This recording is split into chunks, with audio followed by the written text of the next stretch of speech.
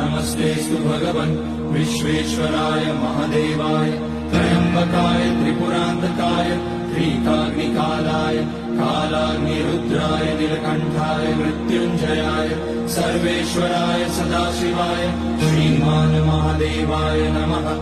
ॐ नमः शम्भवाय च मयोभवाय च नमः शङ्कराय च महेश्वराय च नमः शिवाय च शिवतराय च।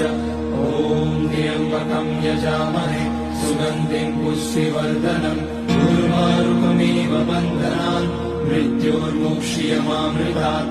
नागेन्द्रहाराय त्रिलोचनाय भस्माङ्गराय महेश्वराय नित्याय शुद्धाय दिगम्बराय तस्मै नकाराय नमः शिवाय। मन्दाकिनी सलिलचन्दनचर्चिताय नन्दीश्वर प्रमथनाथ